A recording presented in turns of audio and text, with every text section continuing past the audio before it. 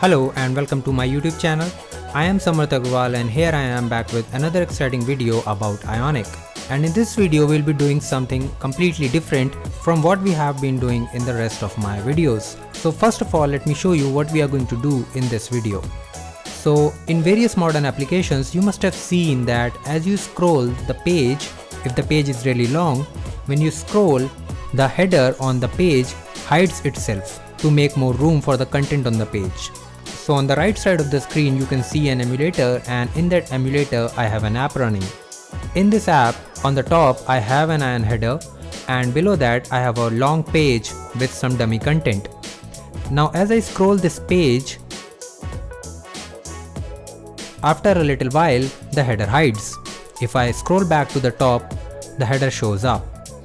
This is an animated effect which is working a little crappy on the emulator, but if you run this on a real Android device, it just works flawless. So we are going to add this functionality to our Ionic header.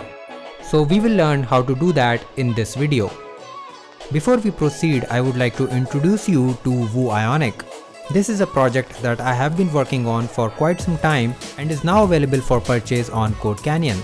If you are interested in learning how Ionic 3 works, or if you have a WooCommerce store and want an e-commerce application for your store, then this is the project for you. All you have to do is just download this app, configure it for your store, and you are good to go.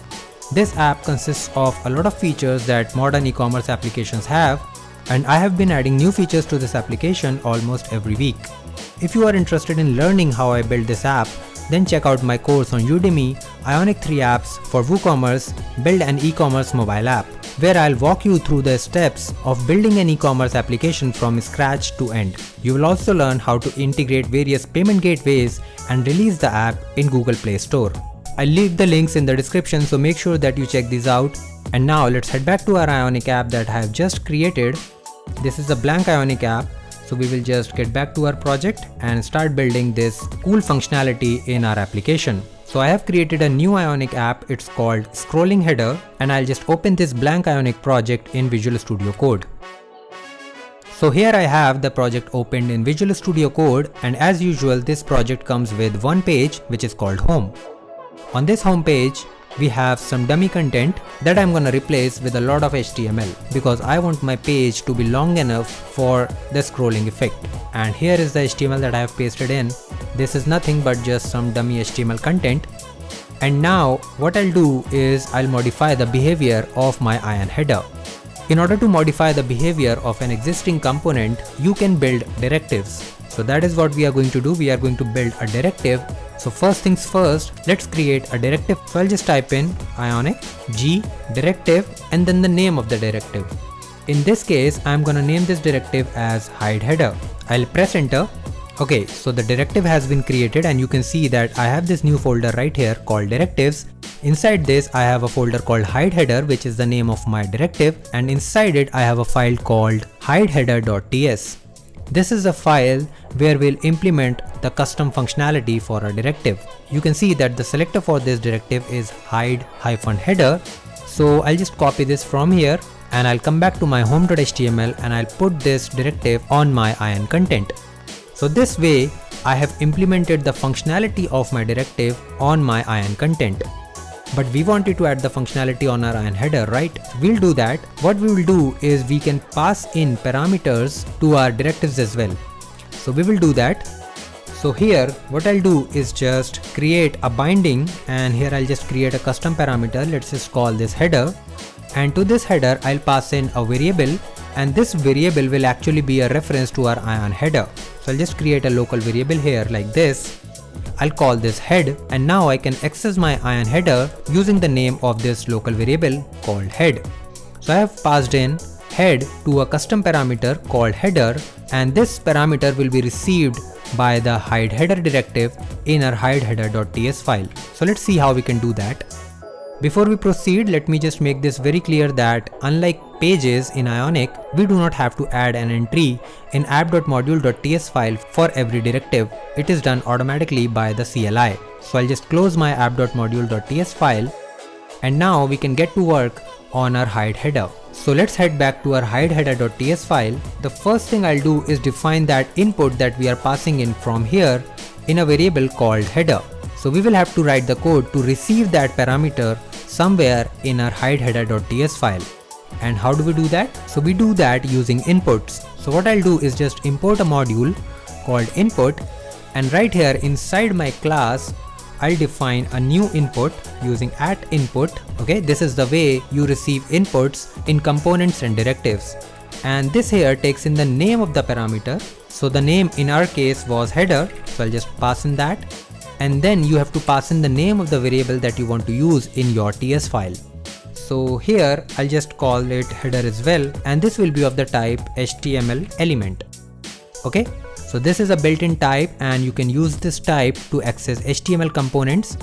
From my home.html I am passing in an HTML element which is our ion header. Inside this header parameter to our hide header directive, and in my directive I am receiving that parameter in a variable called header. I can access this variable anytime using this .header. Another thing I want to do in this directive is hook up to the scroll event. So I want to know when the content on our page is scrolled, because based on the scroll event I want to decide whether I want to hide the header or not. Along with the selector I'll define another property which is called host, and this is a JSON object which takes in the name of an event which is emitted by our ion content and the name of the function which will handle that event in our directives TS file. So I'll just paste some code here. So as you can see that I am hooking up the ion scroll event which is emitted by our ion content, and whenever our ion content is scrolled, the ion scroll event is raised. And in this directive, the onContent scroll function will be called every time scrolling is detected. So I'll just create that function right away. This function receives a parameter called event, which basically contains all the information about scrolling. So it contains the offset, the X value, the Y value, how much the user has scrolled, and all that information. We will make use of this information to decide if we want to hide the header or not. Now that we have hooked up the ion scroll event to a function, we need to make sure if this function is being called or not. So let's just do a console log here first of all. And what I'm going to do is just log event to the console. Let's try and run this application using Ionic Serve in the browser.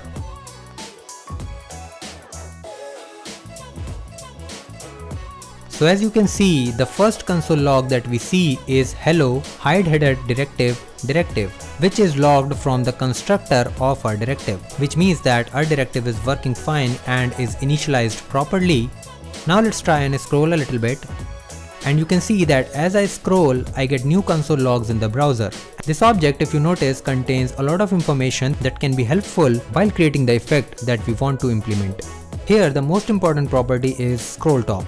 This is a property which contains a number and it tells us how far the user has scrolled. So as of now, you can see that the value of scroll top is 0 because I am right at the top of my page. Now let me scroll a little bit. And let's see the value of scroll top now. So you see that the value now is 119, which means that the user has scrolled 119 pixels on their page. Okay, so we will use this number to decide when exactly we want to hide our header. And if the value of a scroll top exceeds a certain value, then we will initiate that process of hiding our header. Now let's get back to Visual Studio Code. So while I was working on this directive, I came across a number of ways to do this, but the easiest of the ways that I found was using CSS animations. And that is what we are going to do. We are going to use CSS animations to hide our header and show our header back. So how do we do that? The first thing we will need to do is import a few things. So I'll import elementref, which is a module that helps us to get references to the HTML components on our page or to the DOM elements. Another module that I'll import is renderer, which helps us to modify the content on our page. So it helps us to modify the DOM of our HTML page. So we will have to pass both these modules in our constructor as well. So I'll just do that real quick. Okay, so now I have created a variable called element that I'll use to access all the functions and properties of elementref, and similarly I have renderer that will help me to access all the functions and properties from the module renderer. Okay, Now I need to do a few initializations before I proceed. So inside my directive, I'll create a function called ngOnInit, and this is a function that is executed when our directive is completely initialized. So the code that you are going to type in here is the code that you cannot type in your constructor, because when your constructor is executed, the view might not be ready at that time. But when ngOnInit is executed, the view is already initialized and you can get references or you can modify the content on your DOM. So in my ngOnInit, I'll do a few things. So the first thing I'll do is get the height of our header in pixels. And we can do that using this header variable right here. So I'll just type in this.headerHeight is equal to this.header.clientHeight, which gives us the height of the header. I need to create this header height variable, so I'll just do that real quick. Next, what I'll do is just use renderer to change a CSS property on my header. So I'll just define a WebKit transition on my header, and this WebKit transition is actually a CSS property. So here I am telling my browser that whenever I make a modification to the top CSS property, it should take 700 milliseconds, which is the actual time we want our animation to take. Okay, so we are doing this using the renderer's setElementStyle function, which takes in the element as the first parameter, which is this.header in our case. The second parameter is the CSS property that we want to modify, and the third parameter is the value that we need to pass in to that CSS property. So this way we have initialized our transition. Now we need to decide when to modify and how to modify the top property of our header.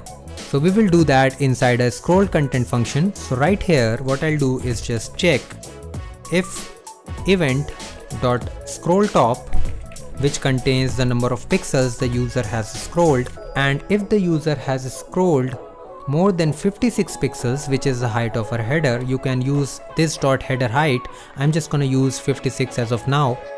So if the user has scrolled more than 56 pixels, in that case, what I want to do is just make sure that our header is moved by minus 56 pixels. So I'll just paste that code right here. So what I'm doing here is just modifying the top property, which is a CSS property, and I'm passing in a value of 56 pixels.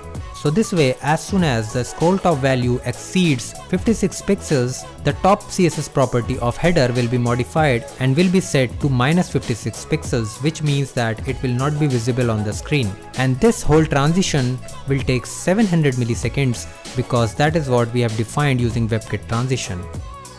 And if the value of scroll top variable is not greater than 56 pixels, then we want to display the header.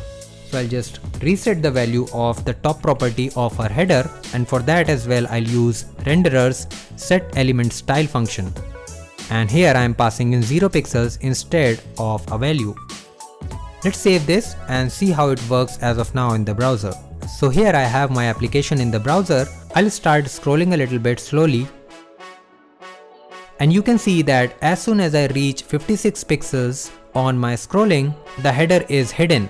If I scroll back to the top, the header shows up again. So the transition is really smooth, but we have a problem here. The header is moved by 56 pixels, that works fine.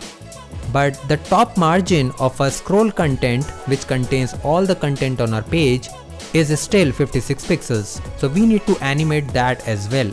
So real quick, we'll go back to Visual Studio Code and we will grab a reference to our scroll content. To do that, I'm just gonna paste in some code here. So we need to create this variable as well. Okay, so on the element, I can use the native element property, and on that property I can execute get elements by class name, and here I can pass in the name of the CSS class which is applied on the element that I want to get a reference to. So if we have a look at this HTML right here, you can see that inside Ion content I have a div, and on this div I have a class called scroll content, and we need a reference to this div. So we will use scroll content as a selector, and we are passing in that selector right here, and we are using the function get elements by class name. So we'll get an array in return, and out of that I just want to grab the first element. That is why I have passed in an index of 0 here. Just the way I have defined a transition on my header, I'll have to define a transition on my scroll content as well. So here we go, but instead of applying a transition to the top property, we need to modify the margin top for this scroll content. So instead of top, I have margin top here, and now we need to write the code to modify the top margin of our scroll content. So if the scrolling increases beyond 56 pixels, in that case we want to make sure that our margin is 0. And if we have scrolled back towards the top, then I want to reset the margin to 56 pixels. Let's save this and see how it looks like in the browser. So I'll just scroll a little bit, and as soon as the scrolling reaches 56 pixels, the header hides, and this time the top margin of our scroll content also changes. Now let's scroll back towards the top, and you can see that the margin as well as the position of our header also changes. So this is a cool animation that you can use in your Ionic application, and most modern Ionic applications have this feature to make more room for the content on the screen, because the header is not required at all times in the application. It is only required when a page loads. After that, it just takes up some space that we can otherwise utilize to display more content on our page. So that was it for this video. So try this out on your own, make sure you play around with it a little bit so that you understand what is actually happening. If you face any problems, feel free to post in the comments and I'll try to get back to you. If you like this video, hit thumbs up and make sure you share this video with your friends and colleagues. Thanks for watching.